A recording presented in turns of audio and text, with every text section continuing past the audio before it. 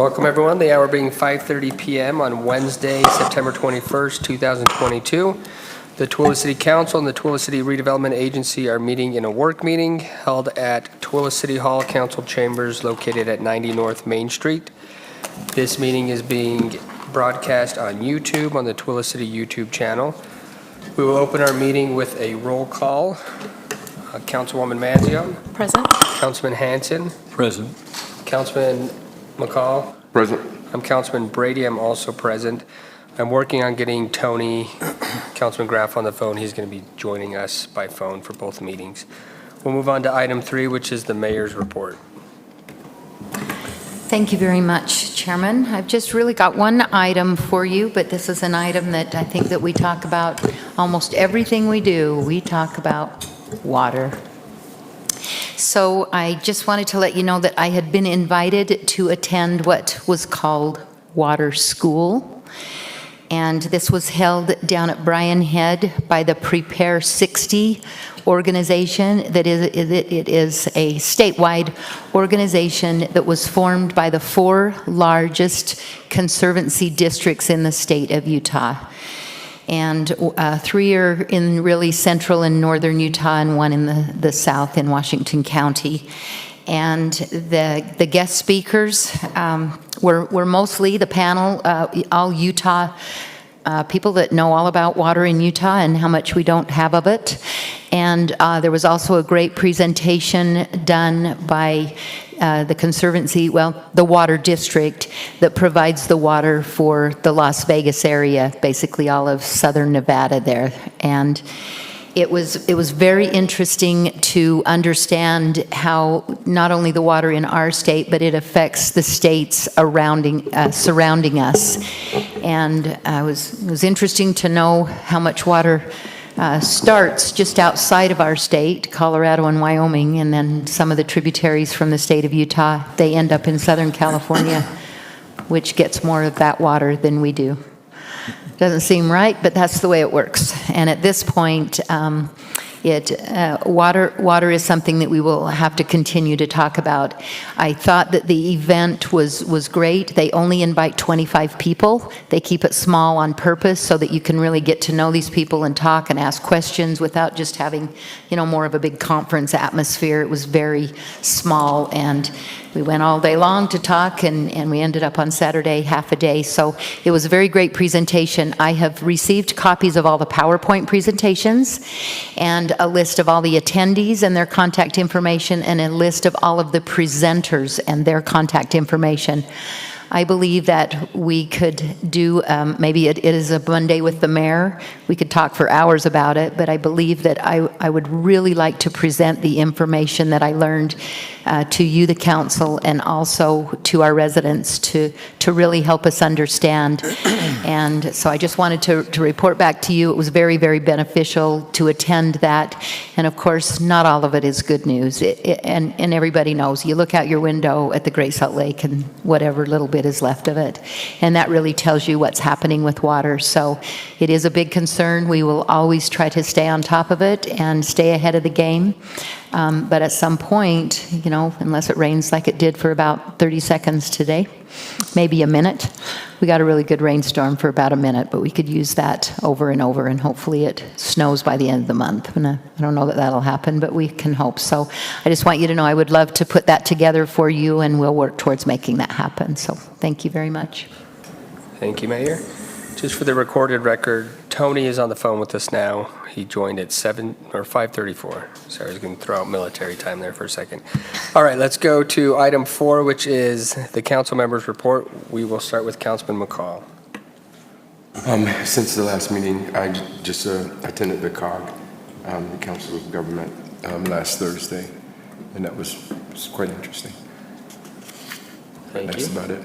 Okay. Councilman Hanson. Since the last meeting, I attended the Planning Commission meeting and got to hang out with Marisa and the Planning Commission, which is always fun.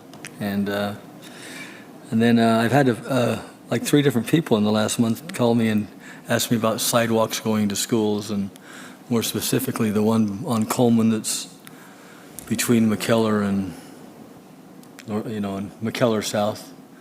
And so I was just going to ask if anything was, with our sidewalk program, about trying to get some of them going to school sidewalks going. I went down there after actually one of them stopped by my house, so I went down there right then and remind me it is narrow. Not, if you want somebody walking down the pavement and two cars go by each other, there's not room for all of them. So I just wondering if we get a sidewalk on one side of that street there, among other ones. But I didn't know if anything was in the works on that. There or is any- nothing yet. We do that through grants, and the last one that we did on Vine Street, again, we recognized that area. But when the grant rounds come again, we can certainly add that to the list, you bet. I was just thinking about that money we set aside for sidewalks, if some of that could be earmarked for that short distance, or even some of the other ones like that. I don't know. I'm talking about that 500,000. We've been using the 50/50 also and repairing, and we did talk about that at one time, was do we want that for new sidewalk or do we want it to be for the sidewalk repair? And my recollection was that we were going to stick to the sidewalk repair, but that doesn't mean we can't, like I say, apply for these grants. We've done 2 other sidewalks, again, with grant money, and the grants are there, so there's no reason that we can't apply for it. Sidewalks are costing a lot more than they should, just because of the concrete, but that one is one that we can certainly apply for a grant for. And where there's other funding, we would like to try to use that first. All right. At least that option. Sounds good. Thank you. Thank you. All right, Councilwoman Manzione. Yeah, a couple of things. At Arts Council meeting this week, the Arts Council did approve another mural, so that will be going up soon. It looks like it's going to be really awesome. It has some buffalo, and it's it's going around where the resource center is. I couldn't tell you exactly which wall, but somewhere in that area. Kind of by the Veterans Park, so that's exciting. And there's another one that should be approved next month, so it's kind of fun news. And then I appreciated the city staff and the mayor also presented on the PAR information today at the Chamber Luncheon and then also at the Business Expo that the Chamber had last week, so that information is getting out there. And people were quite receptive to that information. And then the best thing I did, well, other than Planning Commission, of course, but the best thing I did this today was read at story time at the library. It was super fun, and there are a lot of kids there, like 50 kids.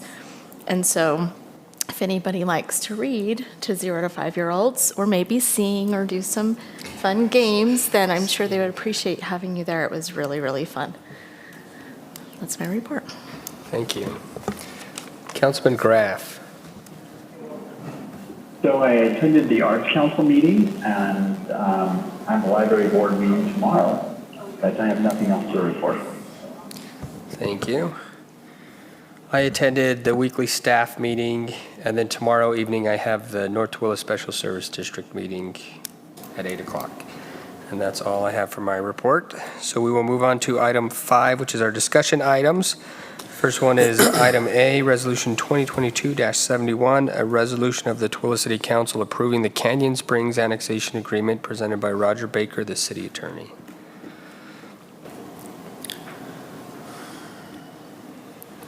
Thank you, Council. This item may not need much introduction, but some brief historical background may be helpful.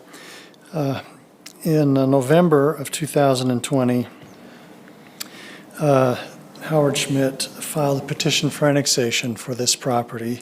So we've been working on this project for almost 2 years, and time flies, and we both the city and Mr. Schmidt's group have been busy. Then in September, a year after that, the City Council approved or accepted the petition for further consideration, which means we find the petition to be complete and of some interest, so we want to discuss it further and look at it more. The Planning Commission considered the annexation on June of this year and forwarded its recommendation to you. The City Code requires that before voting on or before approving an annexation, that you first consider and approve an annexation agreement. It's been a bit of a chicken and egg issue of which do we do first? What's the point of negotiating and approving an agreement if the annexation isn't passed and hypothetically may not pass? On the other hand, if you approve the annexation, then are we too late to come back and say, oh, by the way, you have to comply with the annexation agreement? Basically, we've made each contingent upon the other, but had decided it would be best to have this come first in time. So this property is 61 acres east of Drew Bay Road, adjacent to the Car Fork subdivisions. The annexation agreement covers a number of things. It indicates what the zoning will be when this is annexed. It clarifies that approving an agreement, the agreement is not approving any vested development rights. That will come later with subdivision application. It establishes a dwelling unit cap for the project of 172. That's just a maximum, so when they come back later, that'll be their cap. Then we list what the petitioner's obligations will be as a condition of this annexation. Many of them are required by law anyway, such as getting land use approvals, making road dedications, conveying water rights, and so forth. We do cover required water, sewer, and stormwater improvements, and we don't address them in the agreement with specificity, but attached to the agreement will be brief summaries of the studies on these infrastructure items that the petitioner prepared. And so it will be known specifically to everyone involved what those obligations will be going forward. And they're not surprises because they've been determined for some time now. A couple of items peculiar to this annexation over others is that under this agreement, the petitioner will make a $250,000 cash contribution to the city's general fund for park and recreation improvements, however the city wants to do it. The monies are not targeted toward any specific park system improvements, so they're not eligible for impact fee credits. This is over and above the impact fees that would be paid later. The council has indicated the importance of a trail system or a trail feature for this property. And on the southeastern edge of the property runs I believe it's a 200-foot wide parcel owned by UDOT, and this agreement requires the petitioner not to give it to us for us to develop a park or a trail, but to convey it to Tooele County for the county to incorporate the trail facility into the county trails master plan. Part of the reason for doing it that way is that the trail parcel itself is located outside of the city limits, is not part of this annexation. And so we really don't want the maintenance jurisdiction over a trail that's not in the city, it's in the county. So while we are requiring this, the trail will be built to county standards, whatever those are. And they have good trails folks in-house to deal with that. 2 legislative sessions ago, the state legislature outlawed municipal design standards for single-family housing, unless they are contained within a development agreement or a planned unit development. So this agreement provides for the housing construction in this development, if and when it's annexed and built, to comply with the city's architectural standards for single-family housing. One final unique term is an additional $250,000 contribution to to the city to help with the city's large expenditures for affordable housing. This is the proposal began as a contribution directly to the Housing Authority, but the concern there is that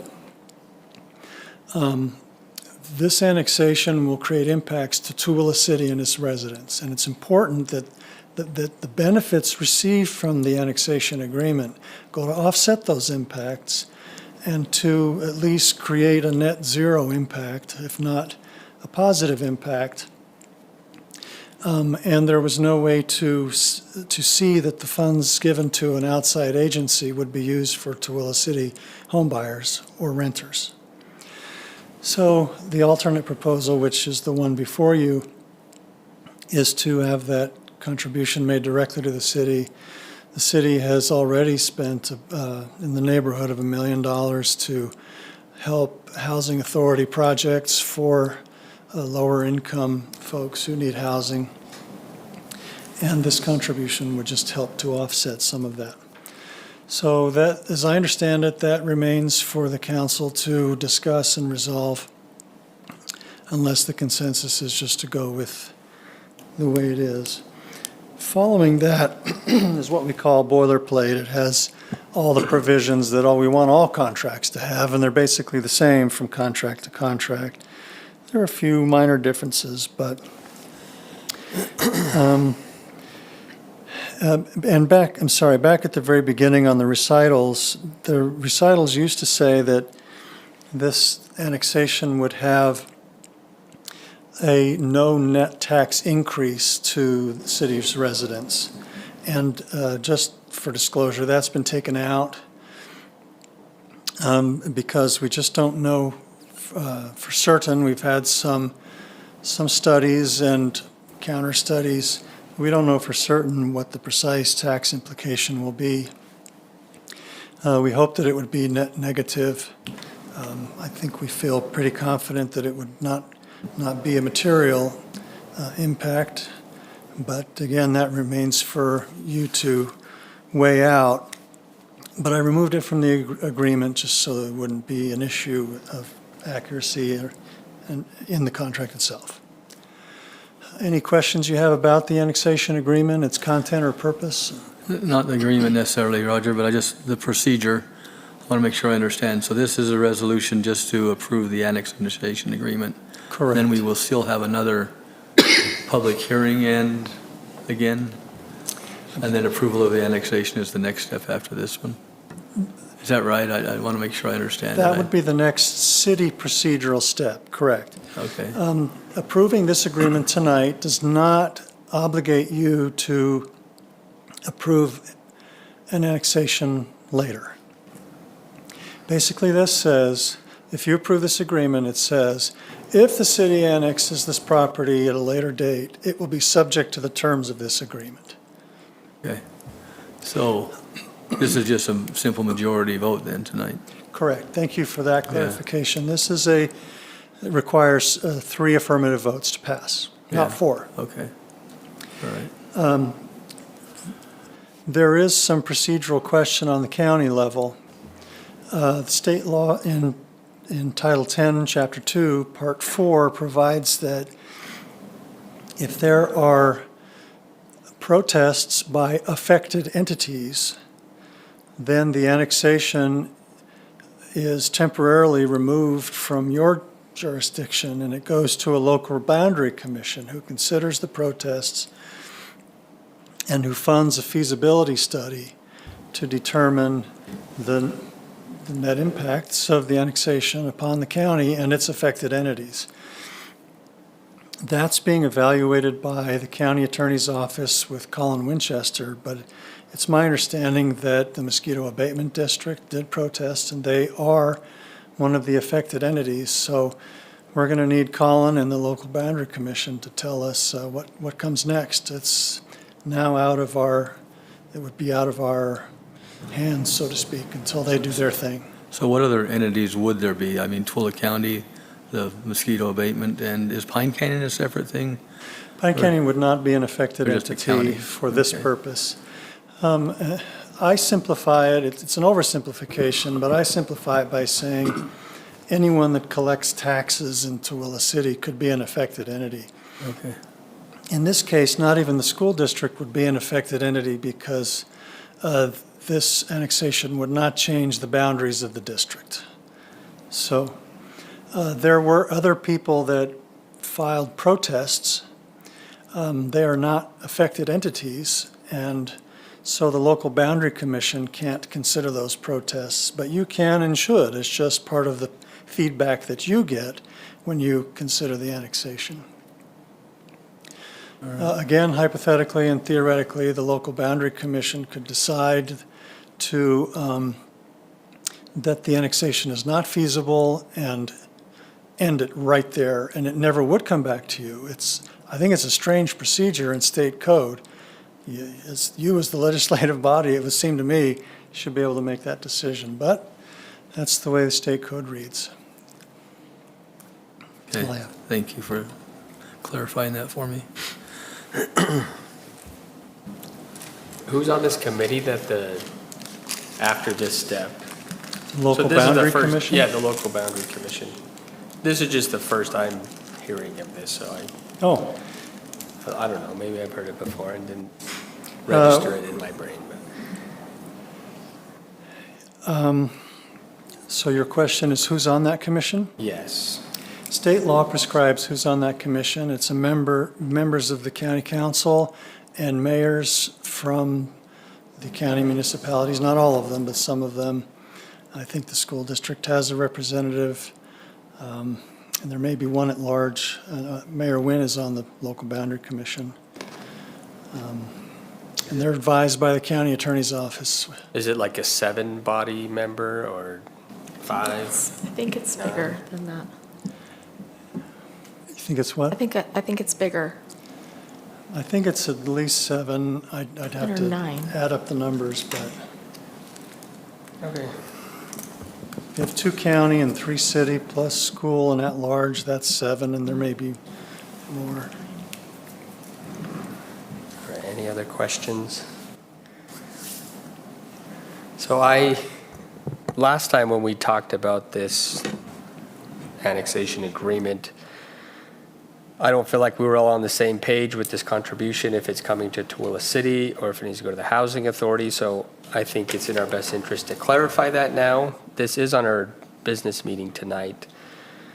I think if we don't have it clarified, then I don't see us making a vote, or it would be voting on what is currently in there. Right, agreed. Yeah, I think we need to decide if that's what it is that we want, or I don't really have a for sure answer there. I tried to reach out to the Housing Authority, just ask him how that would work if it was them, but I never got responded back to. Deanne's been off or something, so I don't really have, I think the city could handle it too. I think maybe we,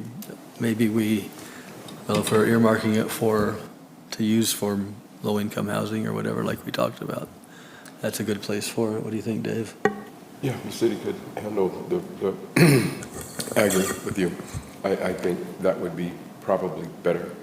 And the only reason I say that is that we have done quite a bit for the Housing Authority, and not taking anything away from, but to me, if we did that, it would make it harder for them to try to make sure this goes here, and you know what I mean, because they have to divide it up. But I think if it came to the city, we could allocate it to where it needs to be. So I agree. I think it should come to the city. My question with what you've just said, Councilman McCall, is how do you see that happening? Like, does it specifically go to a earmarked where the city council like uses it as things come up? Does it go to reimburse for things we've already spent? I mean, I think that's the sticking point right there, like how it's written and if we can agree to that or not. Yeah, I would think that we could use it for water, to help either locate and find another well or something that's going to benefit everyone. Council, just to clarify the way it's written, it would come to you for you to exercise your discretion later. You don't have to decide today how you would use those funds. This would have the payment coming to the city, and then you get to decide at any point thereafter how to use it. So it doesn't necessarily have to be used for affordable housing or to reimburse for the impact fee waivers? Or does it have to be used for one of those two? Well, the general purpose would be for affordable housing, but you get to decide in your absolute discretion what that would be. Would it be future impact fee waivers for affordable housing? Would it be reimbursing yourselves for impact fee waivers you've already made? Would it be putting those funds back into the impact fee funds that took a hit by waiving impact fees for affordable housing, or anything else that you wanted to do? But so we can kick it down the road, we really don't have to decide. We just decide that it's going to be for that. Correct. You do not have to decide tonight, and I would suggest that you not decide tonight. This provision does not address what you have to do, it addresses what the petitioner has to do. So if you're happy with the funds coming to you, then you can leave it as written, and you'll get them and decide later how to budget them. Yeah, I'm good with that. I'm okay with that, as long as the council has the discretion to use it. Right. Yeah, so in my head, it would just be like $250,000 at the council's discretion. I think that's what this is saying. It's just In fact, that says exactly what a it lot says. more words than I am. I think that for me, attorney wrote it. the part that confuses it a little bit is the after the comma, which may include in Tuala's discretion reimbursing Tuala. If that's the case, then why is that in there at all? Like, can't we just say agrees to pay Tuala a voluntary contribution of $250,000 for affordable housing purposes at the council's discretion? You can, absolutely. I don't know, that just seems a little more clear to me than, it Well- might still go for that, but why are we putting that in there? It was written in this way because that was the first possible way to use the money that we envisioned. And so I just listed it as an example of a way that you could use it. And that's all it would be as an example, even if it stayed in here, but it doesn't have to stay. You want it out? I don't, A lawyer wrote it, so I don't understand it either. Sorry, Roger. I'm not an attorney, so. I mean, that's my concern, and I think that was the concern of most of the council, is we want it to be used in Tooele City. And so that was my concern with the wording is, I don't know if it necessarily needs to be used to reimburse for the current impact fees, or if there's another way that we can use it for affordable housing. So as long as you're saying that we can still do that, it doesn't have to be used for the specific impact fee waivers that we've given to the housing authority now, I'm okay if it stays in there, but I agree with what you're saying, that it's almost better just to remove that. And I Well, kinda- to answer Councilman Hanson's point, the legal language, there are actually three things that give you that discretion. The word which may include, and may means you can, and then include, may include, which means it can, the discretion is yours, and the whether and how to spend it, and the may include is not to be circular, but it's inclusive rather than exclusive. It could be anything, and we've simply listed one of any number of possible examples, but you don't have to list examples. In a way, I kind of like this example because the use of ARPA funds is unique in our history. It's never happened this way before and may never again. And so to list that as an acceptable use, along with any other of the things that you would routinely do in your legislative lives, without listing it, it may raise eyebrows, but some people saying, well, you used it for that? Well, this would clearly allow to use it for this and anything else related to affordable housing. For example, you could do a public outreach campaign about accessory dwelling units and fund it with that, with this money. And the list could go on and on. That's the word, the may word. It's not specific. Doesn't say you have to do it. Right. Yeah, just, okay, I get it. I skipped right by that when I read it, so, yeah. Okay. Is the majority comfortable with how it reads now? I think I'm okay. Yeah. Okay, I am too. All right. Any other questions, comments, concerns? Okay. So Howard or Brett, this is going to be on our business meeting. Do you want to make a comment now? Do you want to make a comment in the business meeting? I think it's important that we get your input on this agreement. I think it's fine. We're happy with it. The intention was not to reimburse, but really the intention was to help affordable housing, and however that gets done, that is to your satisfaction, we're going to be over the moon with it. So I think we're good.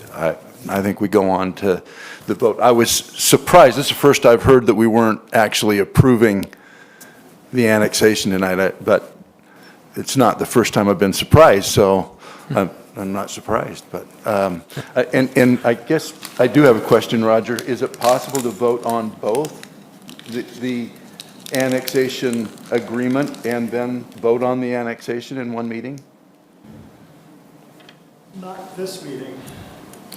Yeah, our agenda's already made, right? So. Okay. It wouldn't be possible to do it in this meeting, and we've got to get with the Colin Winchester and the local boundary commission to see how much they intend to involve themselves, Okay, yeah. and hopefully not much. So if this is approved in our business meeting, just for clarification, then it goes to the local boundary commission because we've already had someone petition the mosquito abatement. Because we had a protest, yes. A protest, okay. I guess I have a question about that too. Is that something that we can work with the mosquito abatement? Because I know in their protest, they had some suggestions. So is that something that we can do without the boundary commission, or does it have to go there? It must go to the boundary commission, but you certainly can work with the boundary commission to resolve this mosquito abatement district's concerns, and that would probably help the commission. All right. Let's move on to item B is reinspection fees. This is also presented by Roger Baker, the city attorney. This will just be a very brief introduction to a topic that we will bring back to you for a future work meeting. The city code regarding business licensing provides that new businesses and newly licensed businesses will be inspected by our fire and building inspectors and other applicable inspectors for code compliance and health. There are times when our inspectors find issues, give instruction, and come back to re-inspect only to find that the issues have not been addressed. And we find ourselves going back repeatedly at city expense to tell them to fix things that we've already told them to fix and they're not fixing. So the building code provides for the city charging a fee when we have to send inspectors back a third and fourth time, and that fee is in the fee schedule. It's a $50 per inspection fee, which is I'll say very reasonable. I say that because in every case it will under-recover our actual costs. Our costs may be $51 or maybe $500, depending on how many times we go back and the depth of the inspection. We do not have in the fee schedule a reinspection fee in the business license context, and we would like to propose one. So Jim Bolser, the Community Development Director, whose department is over business licensing, and the fire chief will be working together to look at their reinspection fee costs and make a recommendation to you at a future work meeting about what level that fee should be. And then in yet another meeting, a business meeting, we would bring a resolution to add that fee to the fee schedule. Sense. So right now, the first inspection, they don't charge for. It's just they want to charge it for a second time when, or if they have to go back. Our practice has been to provide at least one inspection, often two, at no charge in addition to the the business license fee of $40. So they're getting two inspections for $40 plus the administrative process. Sure, okay. Makes sense. So, Any other questions? All right, let's move on to item C is the reuse water plan presented by Jamie Grand Prix, the Public Works Director.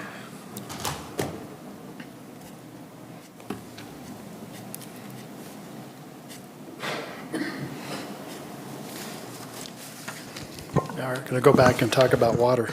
All right. The topic of the day, Our favorite topic. your favorite topic. Yeah. Yeah. We're always looking for water. Now, how do we handle our reuse water? So Jones and DeMille finally got their study done on the feasibility for the reuse. And so I'm going to present that to you tonight and hopefully maybe get some more direction on where to go from this point. So this is my reuse water presentation for you. The first slide I have is the service area. So as you kind of know through past conversations we've had, we've kind of looked at the service area for this system, and that's kind of the Overlake area, which is kind of the northwest quadrant of the city and kind of the same area that our plant is located in that gives us our reuse water.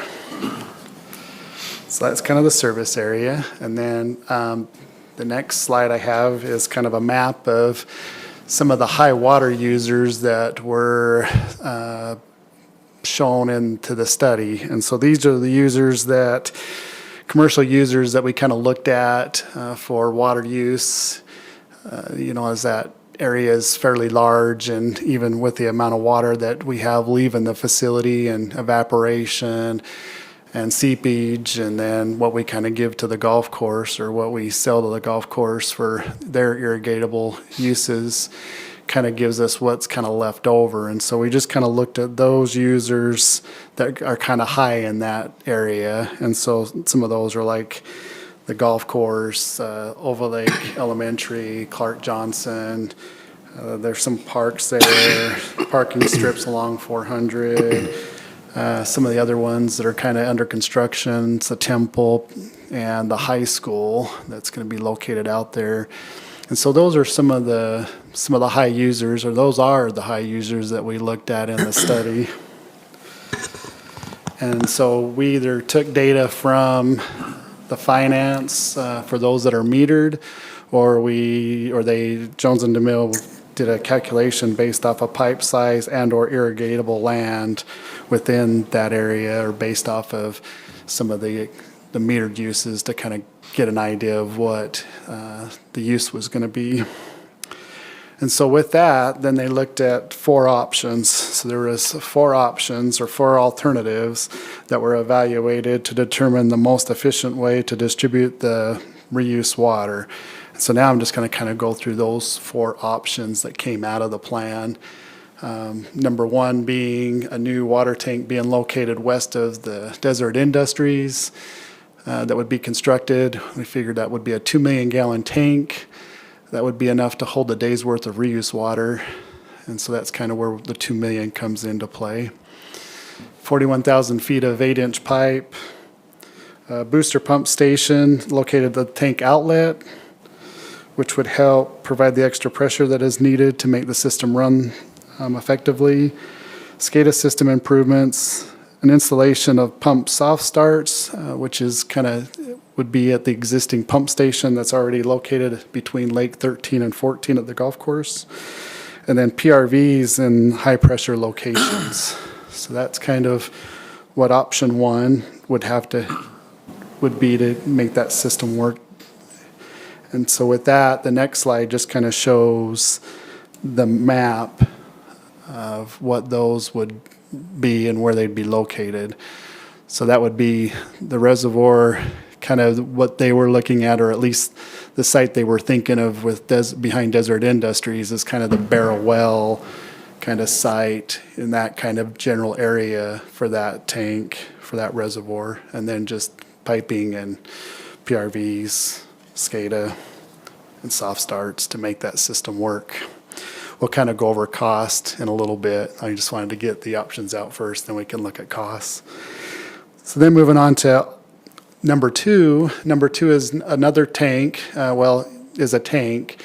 This one would be at the old wastewater treatment plant. So another site that we looked at that we could possibly put a tank would be the old wastewater treatment plant. And so that would also be another 2 million gallon tank, 46,000 feet of pipe, booster station at the tank outlet, SCADA system, the pump soft starts on the existing pumps at the golf course, and then PRVs. So that basically this option, the difference between this option and option one is just the location of that tank. And so that would just put the tank over at the old wastewater treatment facility. And then the third option would be, we would have to find a spot. So that kind of gives us some direction. It would have to be outside of the service area and have to be at about a 5,000 feet elevation. So wherever kind of the 5,000 feet elevation you would be, we just find an area to put a tank. And so that would still be a 2 million gallon tank, estimating about 65,000 feet of pipe, PRVs, SCADA improvements, and pump soft starts. So that's so there's the three options. Those are all tank options. So those are all where we'd take it, we'd send it to a tank, and then we'd gravity feed into that area to supply irrigation water. And so all three of those options uses a tank, and that just basically the only changes is just where that tank's located. And then option 4 does not consider using a tank. Basically, it just takes the pump, running the pumps in the pump station and just feeding that directly into the system. So that would just, add VFDs to those pumps, which then are just variable frequency drives, and those would just kick up and down as needed as the pressure kind of goes up and down based off of the use. So as, maybe in the middle of the night when some of these facilities started watering, the pumps would kick up to give service, to give pressure to those accounts, and then it would pump down. They would just slow down when the pressure doesn't really need to be needed, or when there's not any demand on the system. So that's the difference with option number 4. So there's no tank being considered. It just ends up just being used with the pump system that we already have, and then kind of just would maybe require an additional pump if the capacity exceeds 1,000 gallons a minute. So that existing pump station that's at the golf course now has 2 pumps. And there is a spot for a third pump. So there is a spot to put a third pump in if needed. And so possibly we could start with just the 2 pumps, and then if we had to, we could grow to the third pump. 41,000 feet of pipe, the VFDs for the pumps, the PRVs, and the SCADA improvements. And that would round out what would need to be done with option number 4. And so then there's just kind of the map of option number 4. So that's kind of just quick into the 4 options, and then kind of what I wanted to kind of get to is kind of what some of those options would cost. So option number 1 comes in at $13,921,000. That's constructing the tank west of Desert Industries and doing all the system improvements. Number 2 is a little bit more at $14,356 as it moves the tank a little bit further south. And then number 3 is $18,404,000, which is putting the tank somewhere outside the service area. So that's a little bit more money just because we're having to run extra piping to get to that tank. And then 4 is just kind of upgrading our current pump station and getting going. It does show 2 phases right there. Phase 1 pretty much takes care of the upgrades with the system and distribute water to the water users identified, especially those north of 2000 North. And a more thorough evaluation of the existing pumps would be conducted to determine their abilities with the VFD and considerations of installing a third smaller pump to help with lower flows. Phase 2 just kind of works on expanding that system. So just kind of phase 1 gets it up and going, and then phase 2 just kind of works on expanding that system. All Options utilizes the existing pump station that's located on the golf course, which we would need no matter what, either to pump water to a tank or pump it into the system. And so that still gets utilized, and that's where some of the cost goes, is to help upgrade that system, SCADA, improvements, and either soft starts or VFDs for those pumps. So potential next steps. So what we're looking at now is, okay, where do we go from here? So we've kind of identified some options and and which options to kind of start looking at.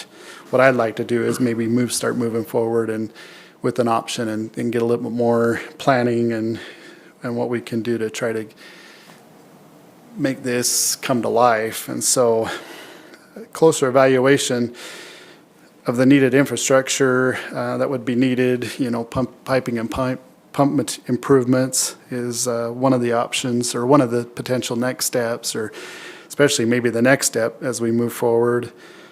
Better estimates for operations, maintenance, and construction costs, and further evaluations will also be needed to analyze the cost of conveying and delivering reuse water to each user based on the proposed improvement. That's kind of some of the next steps as we go.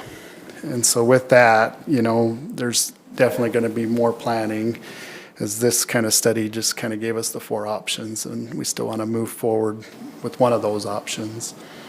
So I'll kind of, in a second, kind of turn it back over for questions, but I just wanted to at least let you know that, there's going to be more detailed planning with those options from you as a council and the administration, and that we need to, another thing that we also need to kind of look at too, it is reuse water.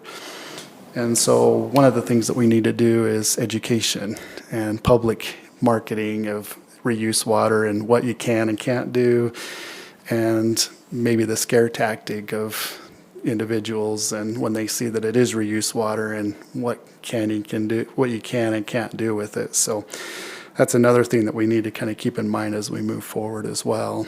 So kind of short and sweet. Hopefully I kind of explained it to where you understand what I was coming from, and I can definitely answer any questions that you have. I have some questions. Go ahead. So one of them, I could guess the cost difference in your presentation before. That goes without Yeah. saying. So kind of go through. Yeah, why are the tank ones even proposed then? Is there a benefit to having a tank versus just the pump?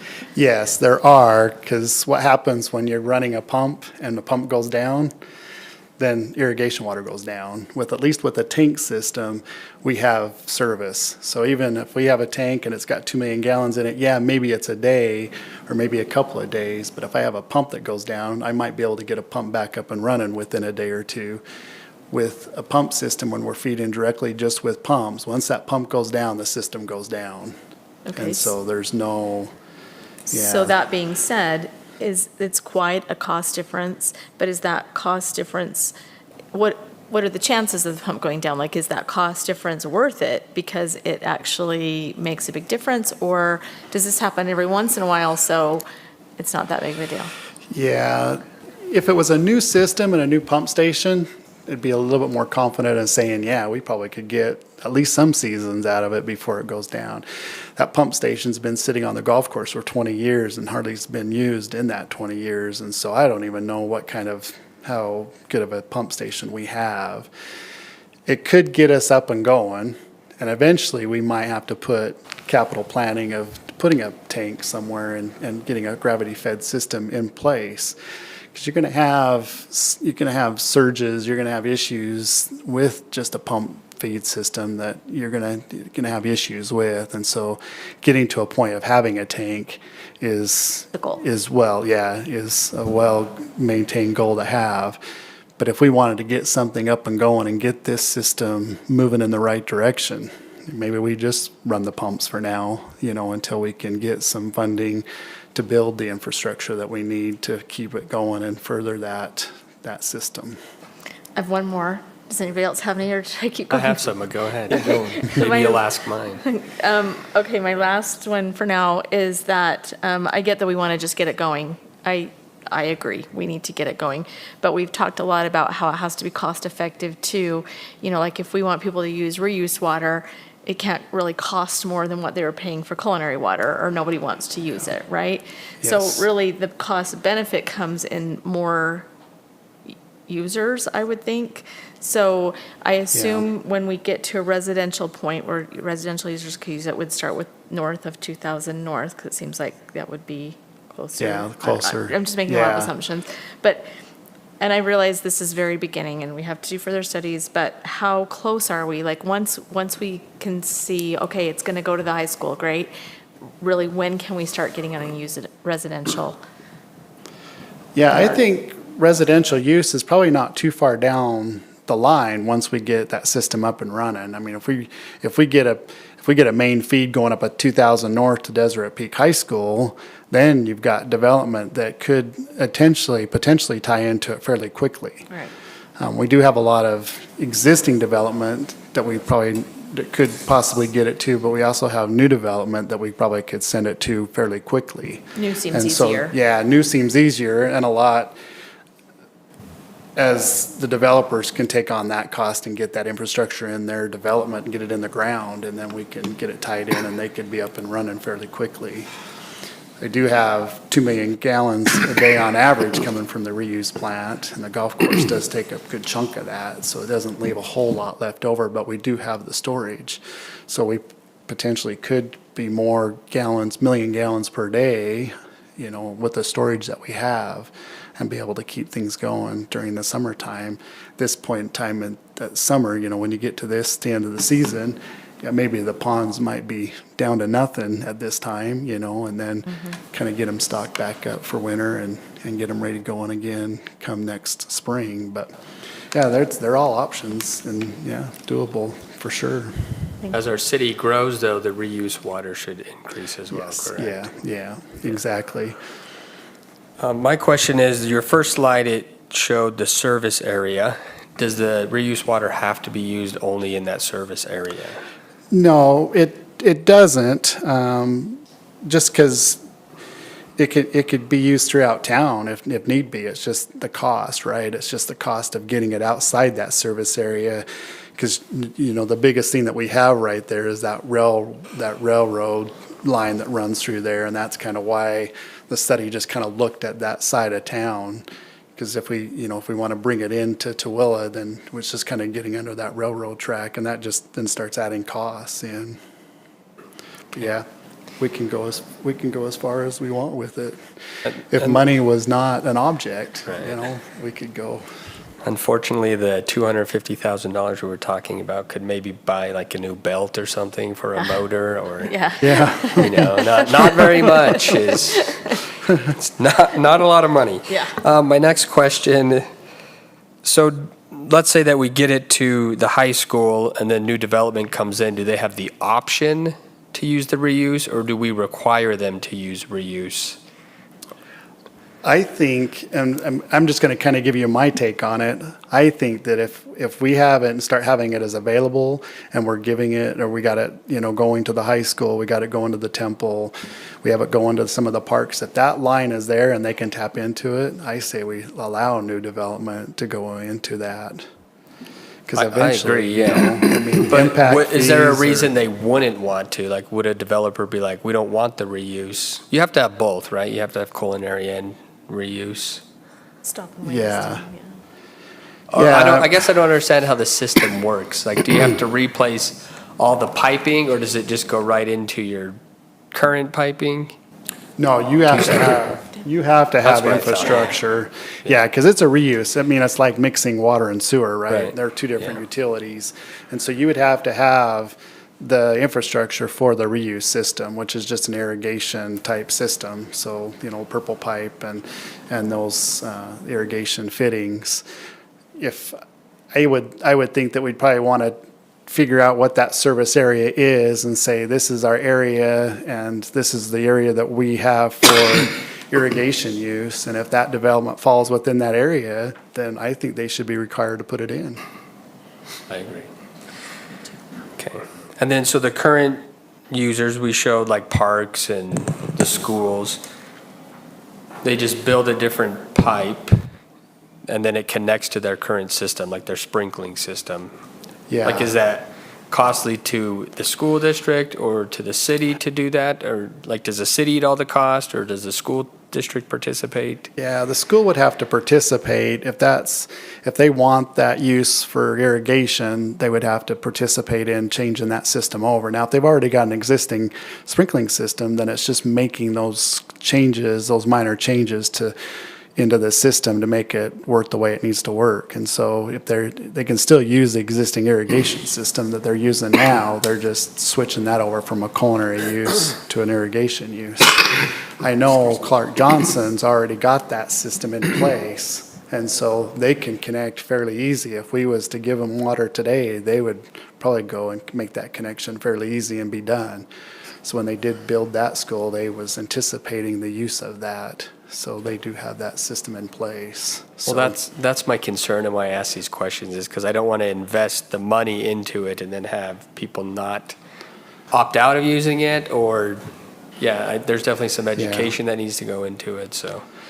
And just as a homeowner that maybe wants to tie into it, it wouldn't be much for even a homeowner to make that change once that connection was made into their property. They would just have to switch from that culinary use to that irrigation use, and they would be ready to go. My house has both installed, in case you're Oh, wondering. yeah. So, there are some out there.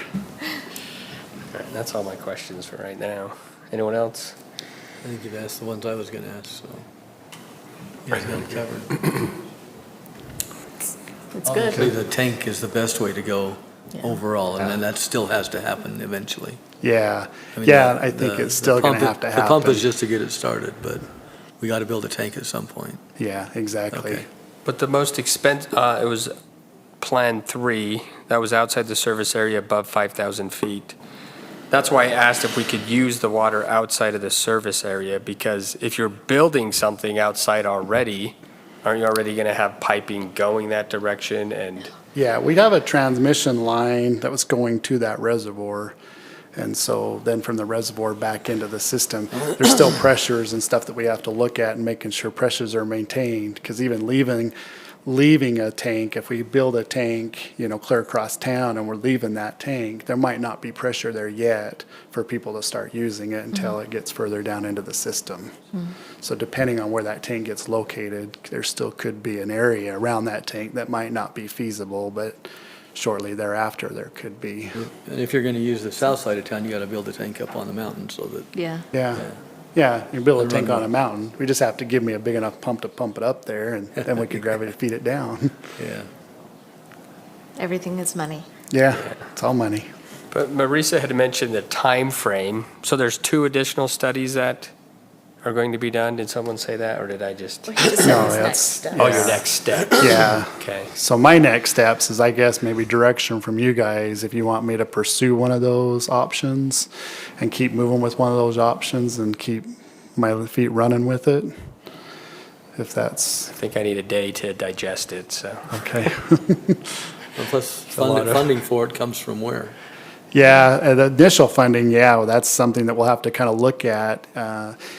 We could possibly, I think, collecting or making a new enterprise account and working on impact fees and revenue for those, for the irrigation water, and kind of rates and whatnot could also be a task that we could do prior, so we can get that all kind of put into place, and so we kind of know where we're headed. And So can we start to apply for grants yep. now that we have a plan?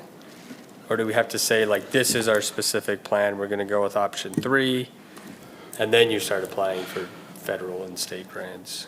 But to apply for grants, we need to have some direction on where we want to take it, right? You know, kind of, so I have a budget and I kind of know which grants we want to go through and then, and just kind of be able to push those. I could, you know, if we want to go grant-wise, we could just start right now at 18 million and try to see what kind of grants we can get and see what kind of funding we can get, kind of go on the high end of the budget and try to, and work for grants for the, to make that happen. Do you have a preferred, of these 4 options, do you have a preferred? I'd like to see a tank. I mean, I've tried to hold on the old water plant as much as I can, property as much as I can, so that somebody else doesn't take it away from Public Works, because I always thought that there's probably a possibility of putting a tank on that property, and so that's why I didn't want to give it up too quick. And so another option that we kind of did look at is maybe putting a tank next to the Barrel Well, but that property's not going to be real big enough for that kind of use. And so putting a water tank on the old water reclamation facility is probably a doable option. But then you're on the other side of the tracks. Yeah, we're still on the other side of the tracks, and we're going to have to try to get it on. You took that into know, consideration on your amount that you on put the cost, yeah. Okay. Yep, yeah. You have to work with Union Pacific to Union get permission Pacific, and... yeah. And then usually you're 20 feet down, so at least minimum under the tracks. And so, you know, that all plays into pressures and elevations. So, but that's an option. I think eventually we'd have to put a tank in, but I think we could get the system up and running with just option 4 and then having one of the other options as a capital improvement project. I just think with the amount of building that will be approved, you know, basically due to the settlement agreement, it's something we really have to consider because although it has some upfront costs, in the long term, it's way better for all of our residents in the city to get people on reuse water outside. Yeah, and the more people we get on reuse water is the more gallons I can take off of culinary. Yeah. Which is, you know, something that we're really going to have to, especially if we keep in a drought, really watch our culinary use. Right. Tony, do you have any questions? I was wondering if he was there anymore. What's that? I was wondering if he was there anymore. Yeah, I mean, it says someone's there, but... All right, well, I'm going to move on. Unless there's more questions. Thank you. Thank you. Yes, thank you. Okay, item D is a discussion on pool fees. This is presented by Darwin Cook, the Parks and Recreation Director. Good evening, Council. What I bring before you today is some of our fees at our pool. We'd like to update them to some of the current surrounding facilities, kind of to be in part with what other facilities next to us or around us are charging. The last time our general entry fees for the pool were updated was in 2015. A couple years ago, we did update our swim lesson fee to a resident fee of $30 and a non-resident of $40. These fees are just the entry fee and the participation fee in some of our classes.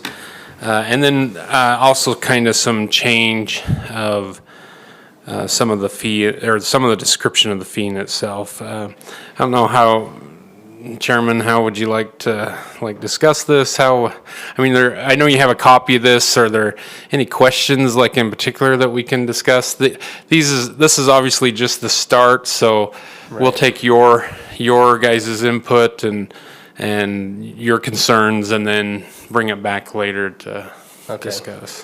Yeah, so I had a question, maybe a little bit of a concern. It was removing some of the promotions, particularly the Monday, it doesn't have to be Monday, but a family night.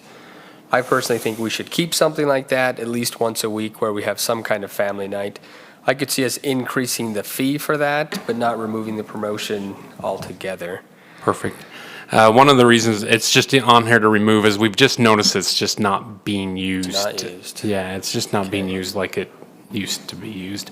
But, I mean, maybe we can come up with something else that maybe not do it on the Monday night. Maybe just do a different promotion that may encourage families to come to the facility.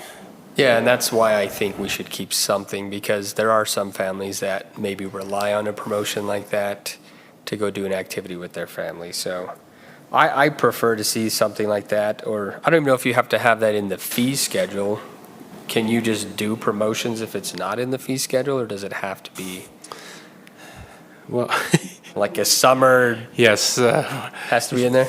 No, the you can't. supervisor. So Josh DeCoe, our supervisor's here. So we do, on different occasions when there's holidays and stuff, we do allow him to do promotional type things.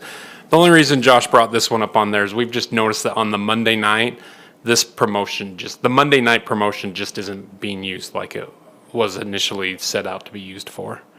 I'm not saying that we can't come up with something for families to try to draw them there. It's just the Monday night thing just wasn't being used. Did anyone else have thoughts about any of the fees? That was the one that really stuck out to me. I had a question about that too, and I thought it was good to combine youth in general. Yeah, they were having a hard time just trying to manage the age groups. Makes sense.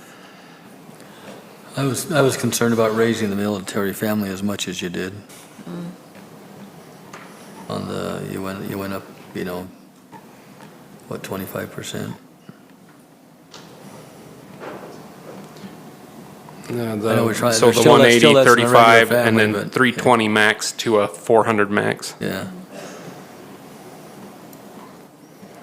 I was wondering if that was a little too much, but I'd like to give the military guys a break though, so. Is there like I don't mind somewhere I don't maybe- mind a little bit of a raise, but maybe split the difference or something, I don't know. Okay. So maybe like to 350, somewhere in the Yeah. 350 And range? then drop it to, if it to 220 or something, I don't know, 210, 210, yeah. and then just keep the per kid Yeah, the same, yeah. Okay. Good feedback, thank you. Dave, do you have any concerns or any? What was the balcony fee? So So- it says new, balcony, outdoor patio. So we're adding this for a management purpose. We find that when we have the balcony party area reserved, they assume that that includes the entire upper area, and so they tend to migrate into the bleacher area. So so what we have is then there's some people that actually just want to use that to just gather, but if we have a fee for it, they tend to stay in the area that they are supposed to stay in. Keep them from going to the Right, bleacher. yeah. And then the lane rental, that's new as well. So like the swimmers that go in the evening to swim. Right, and so sometimes it's an issue and sometimes it isn't, that there are so many people swimming there that then people are waiting. The idea is that then you could reserve a lane so that you had a for sure time that you were going to have access to the lane. So it's not necessarily required every time, it's just an No, optional this is an reservation. option to make sure you have a spot. And if I'm not mistaken, Josh, were we gonna do this 3 still, but then have a 4th? We have to kind of sort that out, because if we did do that, then you just have to close the diving board, so we just kind of have to weigh it out. Okay. Based on need and that. You could just offer it like 2 days a week instead of every day, like maybe just Saturdays, the late rental, the busiest day, something like that. And if you have any other questions, I don't want to interrupt if somebody had before. So we've been having a lot of requests on the last part of this for the Pratt Aquatic fees. We've been having a lot of requests for private swim lessons. We currently don't have a fee for that, but we have had a lot of people that would like to, adults seeking private lessons. And then just parents who would like to just have their kids in their own lessons. And so the ones at the end we would like to add that to the fee schedule so that we can offer that. So when you say a private lesson, it's still open to the public? You just have like a person? So the pool is still open to the public, but one of our instructors would just be scheduled to teach that one-on-one lesson, or, it's prorated there for how many kids they're going to have, or if it's just one adult. And then just whatever their comfort level of how many lessons they actually want. Okay. Right. Council, I just have one more thing I just want to bring to your attention to see if you have any interest.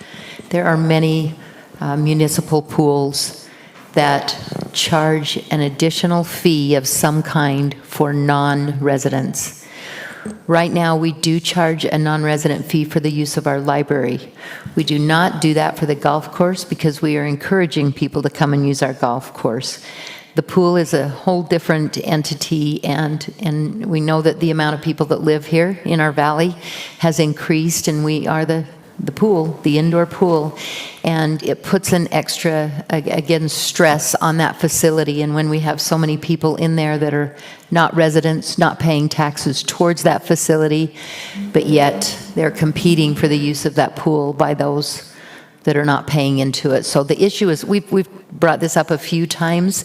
I think what brought it up again was we happened to change a couple of schedules for the summer so that we could accommodate all of the children that needed to take those swim lessons, which are very important.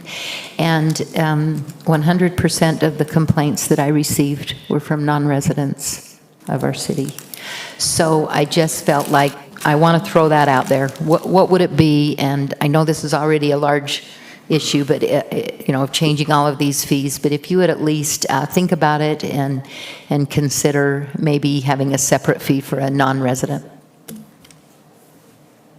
And to add that, on some of our previous discussions, I think one of the reasons, and we just need to be okay with the honor system, the pay entry.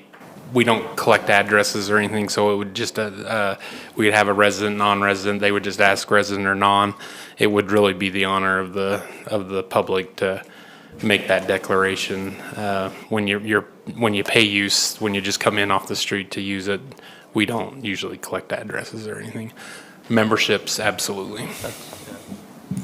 And the reason why the swim lesson was kind of easy to do is because a lot of times they're signing up for that online with their online account, and so it has their address, and so. I think it's a good idea. I don't know how. I just don't know if it's possible. Like, who's going to walk in and be like, yeah, I'm from Stansbury, I'll pay the extra $1. I think some people would. Some people probably will. would. But Right. I don't think a lot. We would just have to accept the fact that it's an honor The honor system. system. I think we can put the fees in place, but I don't think we can expect the staff to try to maintain that. I think the public would, just when you go there, hey, I'm here to swim, resident or non, and then they just have to declare resident or non. Okay. Any other questions, comments? Okay. Okay, we'll take the information and bring it back at a later date. All right, we'll move on to item E, is Resolution 2022-86, a resolution of the Tooele City Council approving an agreement with Broken Arrow for the construction of park and trail facilities at England Acres, presented by Darwood Cook. City Council, as you know, for a little over a year, we've been working on the Phase 2 part of the England Acres Park. Part of that project is the part of the park itself, which is Part A, and then the trail system that comes down through the Devil Ditch drainage area, which is Part B. We hired MHTN architects to design both the park and the trail system through, and then also working with Ensign Engineering for a FEMA approval for our trail next to the FEMA floodplain. As we've worked through this, we've received the final drawings. We've sent those out to bid. We did receive 4 interested contractors that did provide us bids. Broken Arrow was the lowest bidder for the project at $2,245,245.78. And they also, as we rated these with both the engineer, the bid proposals with the engineer, the architects, and myself, they were also they scored the highest on the parameters for the bid documents. We are bringing this resolution to you to recommend that we enter into a contract with Broken Arrow to complete both Part A and Part B of this project. This is a park impact fee project, and the funds will come from that fund. Did we have some grant money, though? Yes. And thank you, I appreciate that. We have $310,000 in grant money that will be allocated to this project from the state of Utah and for the state Utah Trails and UDOT Transportation, and then another grant from, Rec Trails. yeah, Rec Trails. Thank you, Rec Trails, Mayor. 60. Thank you. So the trail, because it's two parts, does it run from Drew Bay to England Acres? The trail will go from Drew Bay and Smelter all the way to 1000 North, actually. Perfect. Okay. Well, I should clarify, to the sidewalk that we already have on 1000 North and the park right there. So I think that's like 380 East, or 380 East, yeah. Does Or it look at 320 the East. county trail system at all so that there is, in the future, could be connectivity? Like, Yes, so right now, right where it would end, it would actually connect, yes, Yeah. to the county trail system. Yes. With the proposed annexed portion, it will connect right, they'll be right within, But Smelter is a county trail. it is a county Right. trail. Yep, it is. And is And- it just asphalt, or does it have benches, trees, anything like that? Thank you. along- So the part on the trail will have a 10-foot wide asphalt trail and a 4-foot wide gravel trail. When it does enter into the park area, it will continue with the current design of the 10-foot cement sidewalk. There will be two bridges, one inside the park and one on the trail system closer to Drew Bay and Smelter. And then there will be 10 shade and bench areas and several trees, just some sitting areas. And then the park portion does also include a dog park. So we're multi-use of the detention basin to where we will have some mixed ground coverings of grass, some of the refined fines area so that we can, and fenced dog park with watering stations, and also 2 sitting areas inside the dog enclosure, I guess you could call it. And then a really nice, awesome playground that the contractor responded today that they are going to mobilize to start putting the playground in immediately, so. Roger. Oh, I should clarify that the playground actually is not part of this contract. It's another contract. Thanks. It's my understanding that the trail facility will require some easement acquisition, and so we'll need to reserve the right to cancel or delay any parts of the contract that are dependent on that. And we are meeting with that property owner tomorrow. Awesome. And this will be a huge benefit to that section of property, just because it will give them immediate access to the trail. Like the homeowners in that portion of that property will have immediate access to this trail. So does it connect, the trail runs down that ditch, and then there's city property it's in that older subdivision. Does it connect there? It connects right Okay. at the dog leg of Fox Run. That's what, yeah. We connect right there. There is a sitting area and a rest area just shortly after that. And I do believe our plan has that one of our culinary connections for the irrigation will be right there. So there's other amenities that we could put there as a water station for dogs, or even a drinking fountain at that location as well. And the plan is to have this completed this year? The plan is to have this Spring. completed May 15th. So, But they'll begin immediately. Wow. yeah, they'll begin, they're waiting for your approval, and they will place the orders for the bridges. They're 16 weeks out, and they'll getting stuff, equipment, material. That is really, of most of our city projects, a lot of the delays have been getting materials. All right, I think this will be great for that area of Tooele, so I'm excited. Yep, it'll be fantastic. Oh, I should mention too, that part of the park project is green space. It'll be multi-use green space. We are not putting goalpost of any sort in or anything. So, it can be used as soccer, but also it will be open to be used for any type of activity. All right, any other questions or comments? It's going to be great. Perfect. Exciting. Help bring this back, and this will be coming back for our business meeting as well. So. Okay. Thanks, Thank you. gentlemen. All right, item 6 is a closed meeting. We do not have anything for closed meeting tonight, so we will move to item 7, which is to adjourn. We are adjourned from our work meeting and will reconvene for our business meeting at 7 p.m.